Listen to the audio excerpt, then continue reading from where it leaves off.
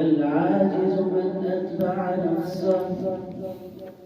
أو كما قال عليه الصلاة والسلام: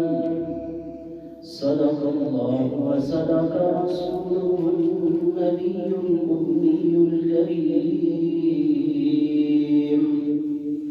ونحن على ذلك لمن الشاهدين والشاكرين، والحمد لله رب العالمين.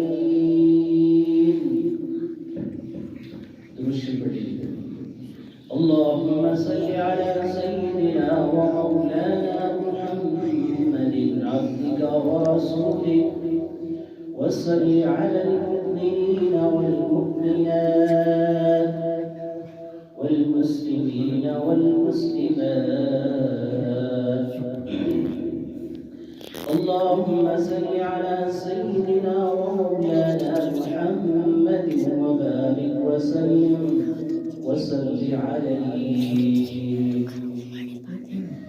والانتہائی واجب احترام خطیب مسجد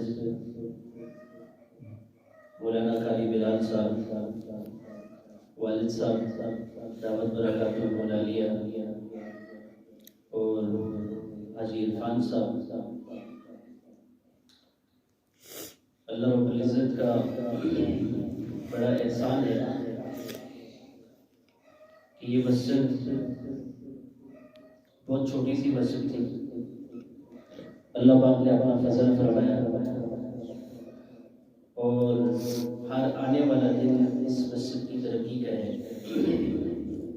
یہ مرکز اہل سنت ہے، موحدین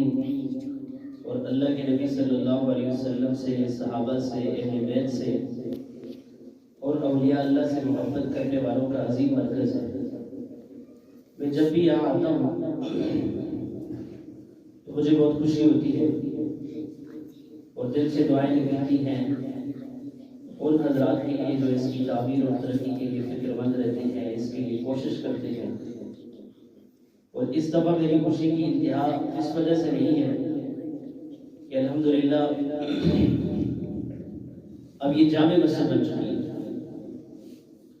اب یہ بڑا مرکز بن چکا ہے، اب یہاں سے اللہ اور اللہ کے رسول کی بات کی جاتی ہے، مسلمانوں کو دینی رہنمائی فراہم کی جاتی ہے۔ جہاں یہ مسجد ہے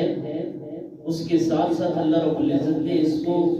کلمہ توحید کے لیے بھی قبول فرمایا، اللہ کے نبی کی سنت بھی بتانے کے لیے قبول فرمایا ہے۔ تو یہ بہت خوش قسمتی ہے ہماری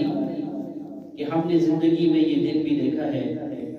کہ آج الحمدللہ یہ مرکزی جامع مسجد اس علاقے کی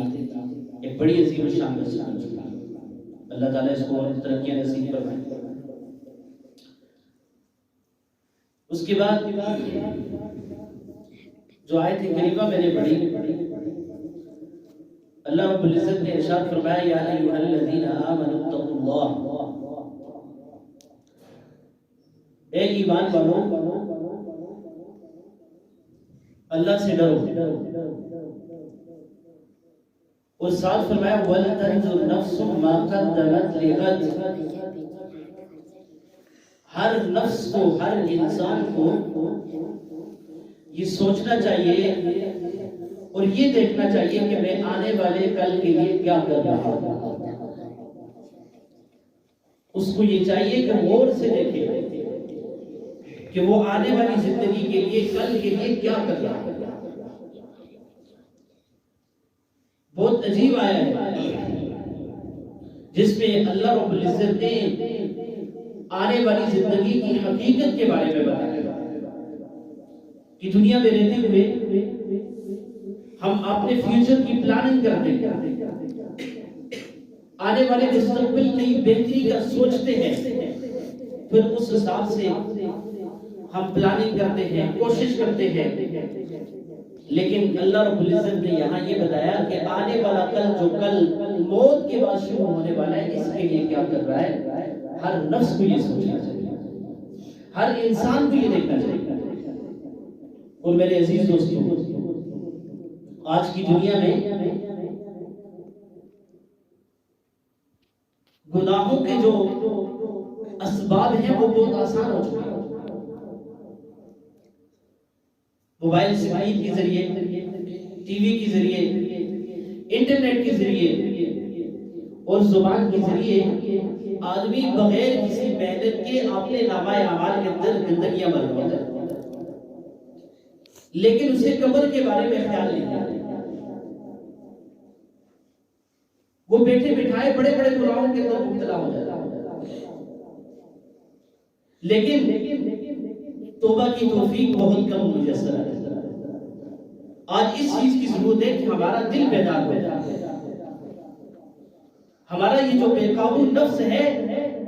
یہ قابو میں آ جائے۔ اللہ کے نبی صلی اللہ علیہ وسلم نے فرمایا کل بنی آدم خطاؤن، بنی آدم سارے کے سارے خطا کار، لیکن وخیر الخطائین التوابون، بہترین اور اچھے خطا کار گناہگار وہ ہے جو توبہ کرنے والے ہیں۔ آدمی سے کبیرہ گناہ ہو جائے تو اس سے فوراً توبہ کر لینی چاہیے، اور صغیرہ گناہوں کے بارے میں اللہ رب العزت بڑا مہربانی والا معاملہ کرتا ہے کہ انسان کی نیکیاں جو ہوتی ہیں وہ صغیرہ گناہوں کو مٹا دیتی ہیں۔ ان الحسنات یذہبن السیئات، لیکن جہاں تک کبیرہ گناہ کا تعلق ہے اس کے لیے اللہ رب العزت نے توبہ کے لیے کہا ہے، اور یہ کہا ہے کہ توبہ کرنے سے منافع ہو۔ یا ایھا الذین آمنوا توبوا الی اللہ توبۃ نصوحا، ایمان والوں کو بھی کہا جا رہا ہے اے ایمان والوں اللہ کی طرف توبہ کرو، رجوع کرو، توبۃ نصوحا، پکی توبہ۔ عسى ربكم ان يكفر عنكم سيئاتكم ويدخلكم جنات تجری من تحتها الانہار۔ اس توبہ کے نتیجے میں اللہ رب العزت تمہیں ایسے جنات اور ایسی باغات کے اندر داخل کریں گے اور تمہارے گناہوں کو معاف فرمائیں گے، اور باغات اور جنات ایسے ہوں گے جن کے نیچے نہریں جاری ہیں۔ اور یہ کون سا دن ہوگا؟ فرمایا یوم لا یخزی اللہ النبی والذین آمنوا معہ، یہ اس دن جس دن اللہ اپنے نبی کو اور ایمان والوں کو رسوا نہیں کریں گے، عزت عطا فرمائے گا۔ اور نورہم یسعی بین ایدیہم وبایمانہم، ان کا جو ایمان کا نور ہوگا یہ ان کے آگے اور ان کی دائیں طرف چل رہا ہوگا۔ اس لیے میرے عزیز دوستو، کبیرہ گناہوں میں آج جو سب سے بڑا کبیرہ گناہ ہے، ایک حدیث میں آپ صلی اللہ علیہ وسلم سے حضرت انس رضی اللہ تعالیٰ عنہ نے پوچھا کہ یا رسول اللہ بل کبائر، کبائر کبیرہ کیا ہے؟ تو آپ صلی اللہ علیہ وسلم نے 4 گناہ بڑے نمایاں کر کے بیان فرمایا۔ فرمایا پہلا گناہ ہے الاشراک باللہ، اللہ کی ذات کے ساتھ شرک، یہ کبیرہ گناہ ہے، یہ انسان کا سب سے بڑا ظلم ہے۔ کائنات میں سب سے بڑا جو گناہ ہے وہ اللہ رب العزت کے ساتھ شرک ہے، اور شرک کا سب سے بڑا درجہ یہ ہے کہ انسان اللہ کو ایک نہ مانے بلکہ اللہ کے ساتھ کسی اور کو بھی شریک ٹھہرائے، جیسے عیسائیوں کا شرک ہے، ہندوؤں کا شرک ہے، اور پھر مسلمانوں میں بھی یہ شرک موجود ہے۔ قبروں پہ سجدے کرتے ہیں، قبروں پہ جا کے اوپر چڑھاوے چڑھاتے ہیں، وہاں منتیں مانگ کر کے اپنی حاجتیں اور حاجت روائی کا جو مظاہرہ کرتے ہیں، یہ مسلمان کا شرک ہے۔ اس شرک کرنے کے باوجود بھی مسلمان اپنے آپ کو مسلمان سمجھتے ہیں، اور اللہ کے نبی صلی اللہ علیہ وسلم نے فرمایا یہ سب سے بڑا کبیرہ گناہ ہے الاشراک باللہ، اللہ کے ساتھ شرک۔ اور دوسرا گناہ اللہ کے حبیب صلی اللہ علیہ وسلم نے فرمایا قتل النفس بغیر الحق، کسی انسان کا بغیر حق کے قتل کرنا، نہ حق قتل۔ حق کا قتل یہ ہے کہ قصاص میں اس کو قتل کر دیا جائے، اس نے اگر کسی کا قتل کر دیا اس کے بدلے میں اس کو قتل کر دیا جائے، یا ایسا آدمی جو شادی شدہ ہے اور اس نے زنا کیا، وہ قتل کا مستحق ہے۔ اس کے علاوہ اگر کسی نے کسی کا قتل کر دیا تو اللہ کے حبیب صلی اللہ علیہ وسلم نے فرمایا اس کو بھی اللہ معاف نہیں فرمائے، بلکہ خود اللہ تعالیٰ نے فرمایا من قتل مؤمنا متعمدا فجزاؤه جہنم خالدا فیہا، کسی مومن کا قتل کر دیا تو یہ ہمیشہ جہنم میں رہے گا، جہنم سے نہیں نکلے گا، خلود رہے گا۔ اور تیسرے نمبر پہ اللہ کے نبی صلی اللہ علیہ وسلم نے جس گناہ کا تذکرہ فرمایا جو معاشرے کے اندر عام ہے، وہ فرمایا عقوق الوالدین، ماں باپ کی نافرمانی، اپنے ماں باپ کا نافرمان ہو جانا۔ اور اس کے بارے میں قرآن کریم نے خود ارشاد فرمایا وَقَضَىٰ رَبُّكَ أَلَّا تَعْبُدُوا إِلَّا إِيَّاهُ وَبِالْوَالِدَيْنِ إِحْسَانًا، تمہارے رب نے یہ فیصلہ کر دیا ہے کہ اللہ کی عبادت ہوگی، عبادت کسی کی نہیں ہوگی۔ اور اس کے ساتھ ہی دوسرے نمبر پہ جو حق اللہ تعالیٰ نے بیان فرمایا وَبِالْوَالِدَيْنِ إِحْسَانًا، والدین کے ساتھ احسان والا سلوک۔ دوسری جگہ اللہ رب العزت نے ارشاد فرمایا کہ اگر والدین بے دین ہوں، وہ دیندار نہ ہوں، مشرک ہوں، اور وہ تمہیں اشراک باللہ کا حکم ہے، اللہ کے ساتھ شرک کرنے کا حکم ہے، اس کے بارے میں فرمایا اس میں ان کی اتباع نہیں ہے۔ جہاں تک کہ دنیا کا زندگی کا معاملہ ہے فرمایا وَصَاحِبْهُمَا فِي الدُّنْيَا مَعْرُوفًا، دنیاوی زندگی میں ان کے ساتھ اچھائی والا معاملہ ہے، دنیاوی زندگی میں ان کے ساتھ برائی والا معاملہ نہیں کرنا۔ ایک نبی آپ صلی اللہ علیہ وسلم کے صحابی ہے، آپ صلی اللہ علیہ وسلم کے پاس تشریف لائے، کوئی جہاد کا موقع تھا تو انہوں نے آ کر کے آپ صلی اللہ علیہ وسلم سے اجازت چاہی کہ یا رسول اللہ میں جہاد کرنا چاہتا ہوں، اور ساتھ کہنے لگے مجھے اس میں کوئی دنیاوی غرض نہیں، کوئی مطلوب نہیں ہے کہ مجھے کوئی بہادر کہے، کوئی میری موت کے بعد مجھے شہید کہے، کہتے نہیں سوائے اللہ کی رضا کے اور کچھ مقصود نہیں ہے۔ تو آپ صلی اللہ علیہ وسلم نے ان سے پوچھا کہ آپ جس گھر سے آئے ہیں اس گھر میں بھی پیچھے کوئی ہے کہ نہیں ہے؟ انہوں نے کہا یا رسول اللہ میرے والدین ہیں، اور جس وقت میں آیا تھا تو وہ رو رہے تھے۔ آپ صلی اللہ علیہ وسلم نے انہیں کہا واپس جاؤ اور وجاہد فیہما، انہی کی خدمت کر کے تم جہاد کرو اور یہی تمہارا جہاد کا ثواب تمہیں ملے گا۔ آپ ذرا سوچئے کہ اللہ کے حبیب صلی اللہ علیہ وسلم کی معیت میں جہاد کرنا کتنے بڑے اجر اور ثواب کی بات ہے۔ ہم جیسا کوئی مسلمان ہوتا کہتا چھوڑو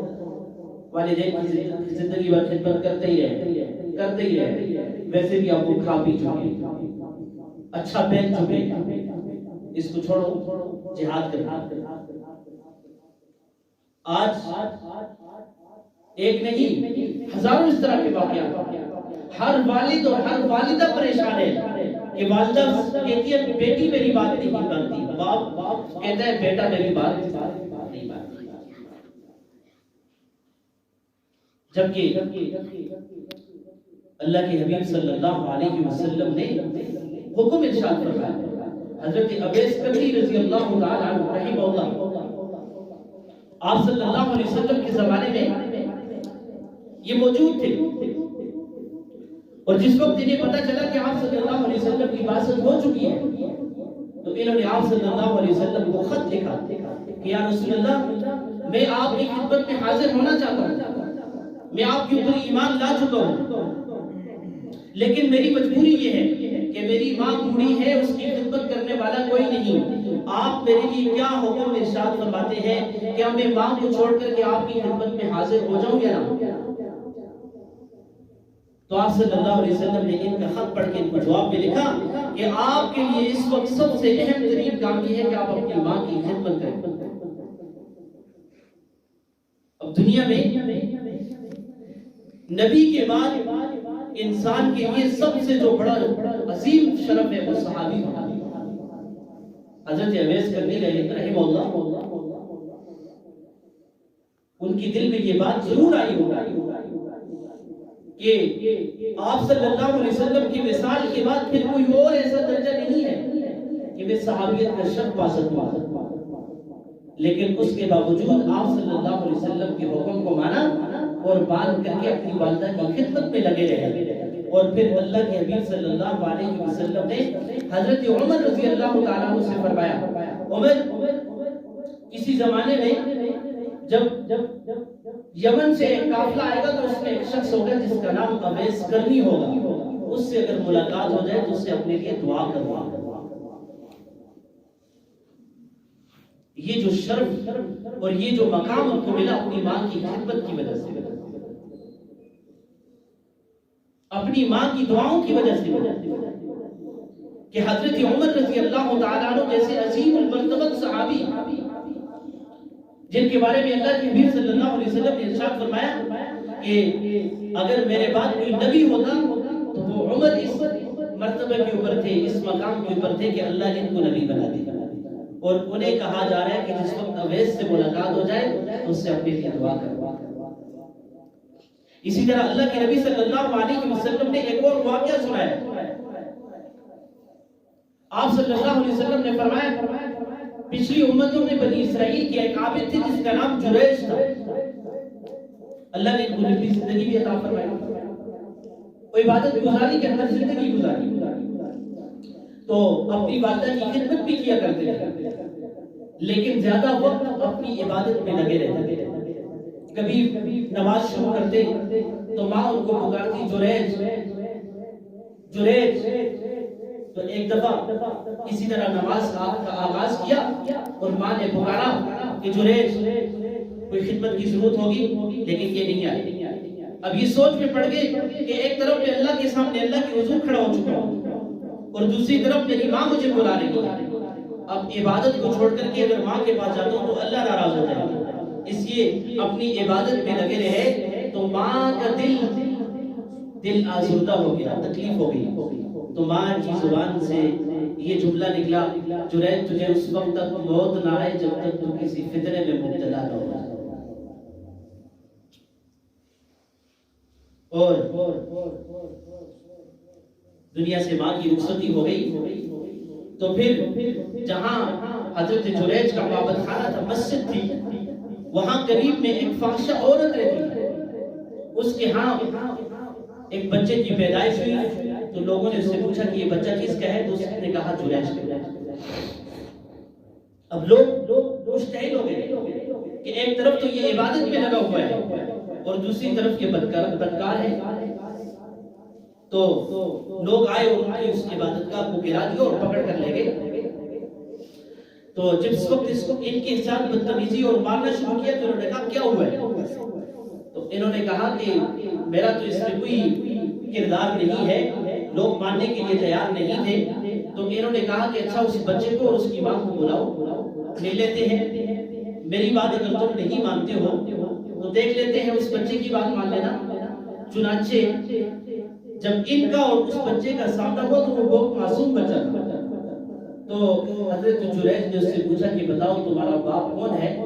اس نے کسی چرواہے کا نام لیا کہ فلاں شخص میرا باپ ہے، تو لوگوں نے اس کرامت کو مان لیا کہ واقعی یہ شخص بے قصور ہے، اور چونکہ اللہ رب العزت کی عبادت کرنے میں اور ماں کی خدمت کرنے میں اخلاص تھا، کوئی بدنیتی نہیں تھی، اس وجہ سے اللہ رب العزت نے ان کو پاکدامنی، ان کی پاکدامنی کی گواہی اس معصوم بچے سے دی۔ اور اس کے بعد پھر لوگوں نے ان کے روایات میں آتا ہے کہ ان کے معبد خانے کو اور ان کی عبادت گاہ کو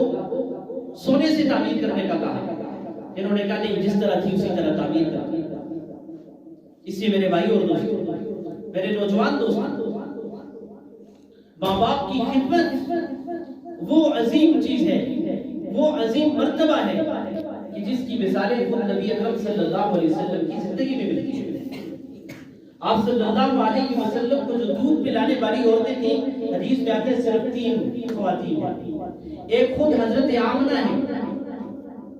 جب آپ صلی اللہ علیہ وسلم کی پیدائش ہوئی تو حضرت آمنہ نے آپ صلی اللہ علیہ وسلم کو دودھ پلایا،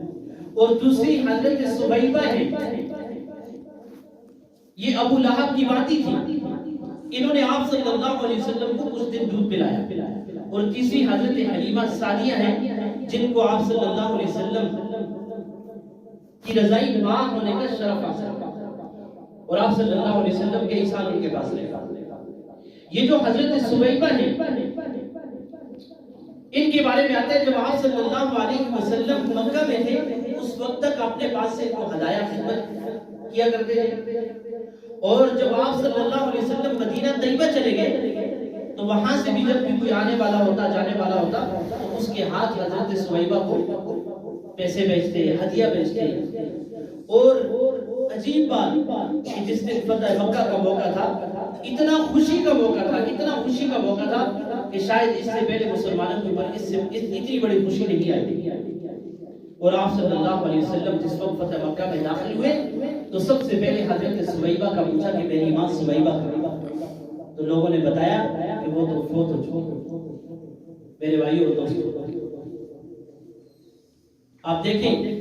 آج ہمارا بھی اپنی رضائی ماؤں کے ساتھ رضائی بہن بھائیوں کے ساتھ یہ معاملہ ہے، پوچھتے ہی نہیں. اس لیے میرے عزیز دوستوں اور ساتھیوں، آج اس عزم کے ساتھ اپنی زندگی کو گزارنے کا عہد کرتے ہیں. انشاءاللہ جتنی زندگی ہے ماں باپ کی کبھی بھی نافرمانی نہیں کریں گے، ہمیشہ اپنے ماں باپ کی اطاعت کریں تو انشاءاللہ اللہ تعالیٰ دنیا میں بھی برکتیں عطا فرمائیں گے اور انشاءاللہ اللہ رب العزت آخرت کا معاملہ بھی آسان فرمائیں گے. اللہ تعالیٰ مجھے بھی عمل کی توفیق نصیب فرمائے، آپ کو بھی عمل کی توفیق نصیب فرمائے. وآخر دعوانا ان الحمد للہ رب العالمین.